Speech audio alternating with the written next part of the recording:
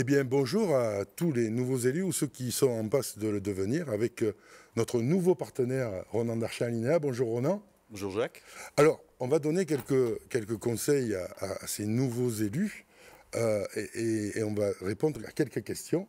La première question qui sont en mesure de se poser, c'est peut-on parler de tout en réunion de CSE? Alors, parler de tout en réunion CSE, si on ne le fait pas en réunion CSE, où le fera-t-on? C'est la question, c'est certainement pas au Café du Coin. Voilà, alors il faut voir ce qu'il y a derrière cette question. Il faut voir ce qu'il y a derrière cette question, c'est-à-dire que désormais nous avons une instance unique, une instance officielle unique qui est le comité social et économique. Et la question, c'est plus de savoir s'il y a des sujets tabous ou des sujets sensibles. Des sujets tabous pour lesquels il y aurait du secret. On va revenir peut-être sur la notion de confidentialité. Des sujets sensibles, l'intérêt de l'entreprise, qui ne serait pas aussi l'intérêt des salariés. On a du mal à le croire. Peut-être le respect et la protection de la personne, en revanche, lorsqu'il s'agira de questions individuelles. D'accord. Donc, on a balayé trois choses importantes. Le premier piège dans lequel il ne faut pas tomber, je pense, quand on est nouvel élu et qu'on va pour la première fois, par exemple, faire expertiser les comptes, c'est la tentation de certains employeurs d'abuser de la notion de confidentialité. Alors, comment on prend cette notion de confidentialité? Parce que si on schématise, parler aux élus, c'est comme si on réunissait tous les salariés dans la cour de l'usine, qu'on prenne un micro et qu'on leur parle.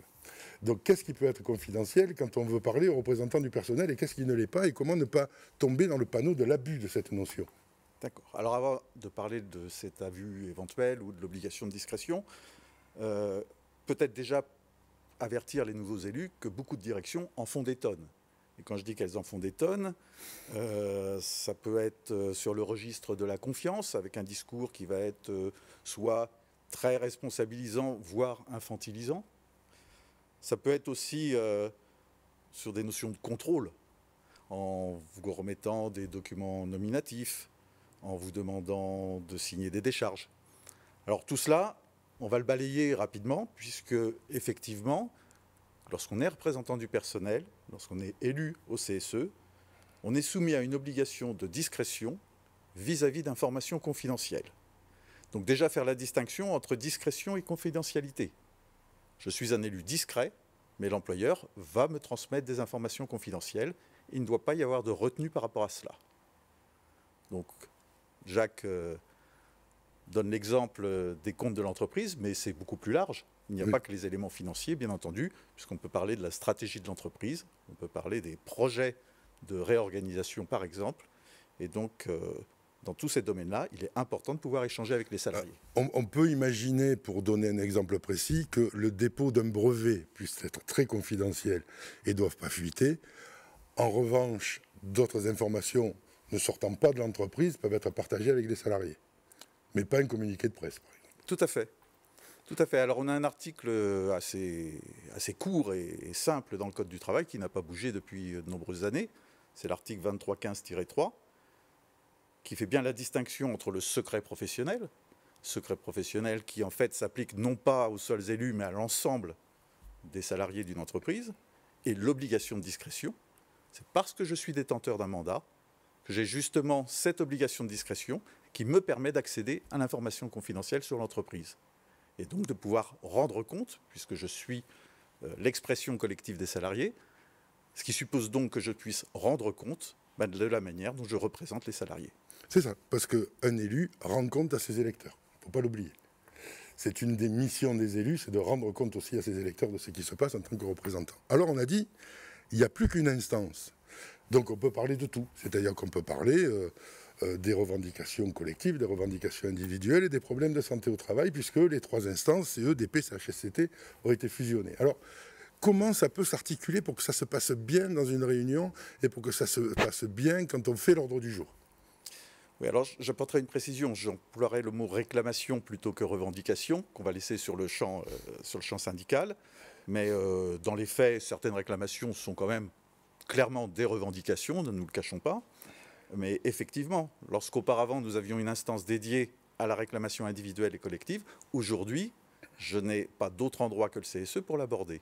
Alors c'est vrai que c'est un sujet pour l'employeur parce qu'il a peut-être plus de monde autour de la table on aura un procès verbal. Et ce procès verbal est rédigé par le secrétaire.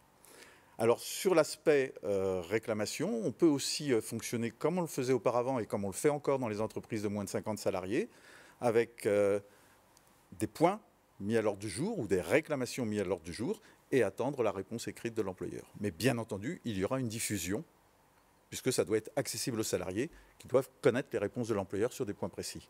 Voilà. Et donc tout doit être posé en réunion de CSE, puisque justement, il n'y a plus de séparation d'instances où il y avait des périmètres qui étaient réservés aux uns et aux autres. C'est bien de toute la marche de l'entreprise dont on parle en réunion de CSE. Ah, c'est très clair. C'est très clair, puisque les chapitres DP, les chapitres CHSCT n'existent plus, de même que les instances. Eh bien, on a un regroupement sous le volet CSE, et sous le volet CSE, on va retrouver tout ce qui touche les conditions de travail. Donc il est clair que tout ce qui touche l'emploi, bien entendu, doit être abordé lors du CSE et doit être communiqué, diffusé aux salariés. Alors, là aussi, on va aborder la santé au travail, qui était dévolue au CHSCT précédemment. Alors aujourd'hui, on a une CSSCT qui est obligatoire à partir de 300, mais en dessous, il n'y en a pas. Comment on fait dans l'un ou dans l'autre cas pour aborder les cas de santé sécurité au travail? Alors, avec la commission SSCT qui effectivement est obligatoire à partir de 300 salariés, il faut aussi ajouter qu'elle est présidée par l'employeur. Donc ce qui est un petit peu particulier quand même pour des commissions, puisqu'auparavant, on connaissait les commissions du comité d'entreprise qui, elles, étaient finalement le groupe de travail du comité. Là, on se retrouve finalement sur des instances parallèles avec une absence de secrétaire, une absence de procès verbal, sauf à ce qu'on l'ait défini dans le cadre d'un accord CSE, ce qui est une large minorité des situations, ce qui, en tout cas sur les premiers mandats, et c'est effectivement un point qu'il faut pouvoir creuser et pouvoir faire avancer sur le second mandat. Ces points vont devoir être abordés lors des réunions CSE et figurer au procès verbal. Alors, pour revenir sur notre sujet qui est pouvons-nous parler de tout ou pas, on aura peut-être des situations individuelles. Alors sur les situations individuelles, on fera preuve de discrétion. Mais je ferai une distinction entre peut-on parler de tout et doit-on tout restituer.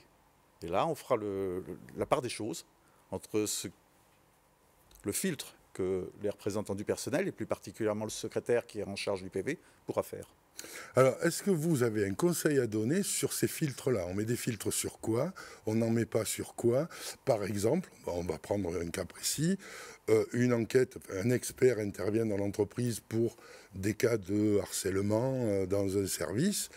Est-ce qu'on met tout sur la table ou est-ce qu'on le laisse discrètement quelque part et on ne diffuse pas complètement, ce rapport de l'expert?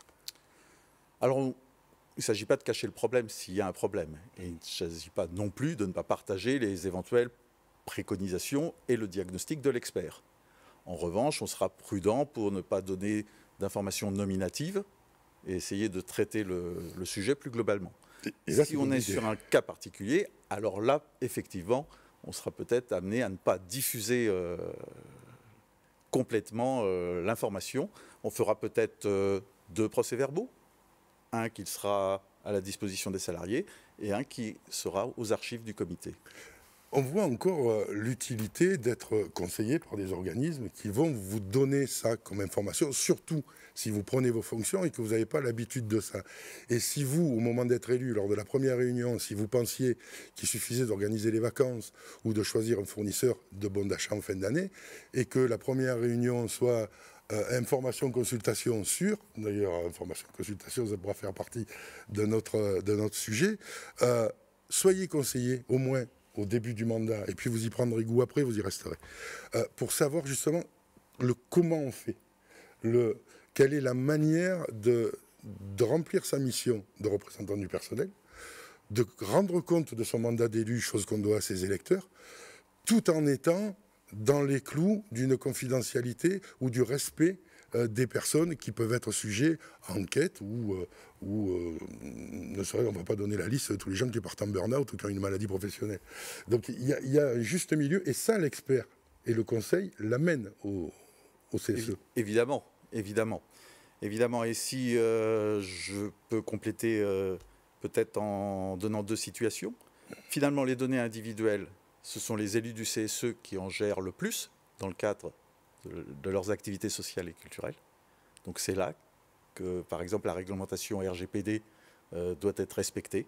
On doit faire attention sur une notion de secours, sur l'adresse des personnes, sur la composition des familles, par exemple. Et revenant sur la confidentialité, j'aime bien citer un TGI, donc c'est un tribunal de première instance de Lyon, il est un peu vieux, ça fait 10 ans, mais qui rappelle que c'est un texte spécial, qui est une exception au droit à l'information des salariés. Ce qui dit bien qu'on doit parler de tout au CSE. Mais je crois que c'est une bonne conclusion. On doit parler de tout au CSE et vous, nouveaux élus, ne vous en privez pas, mais ne vous privez pas non plus de prendre un organisme qui va vous conseiller sur la manière de diffuser et d'interpréter les informations que vous donne l'employeur en réunion. Merci Ronan. Merci Jacques.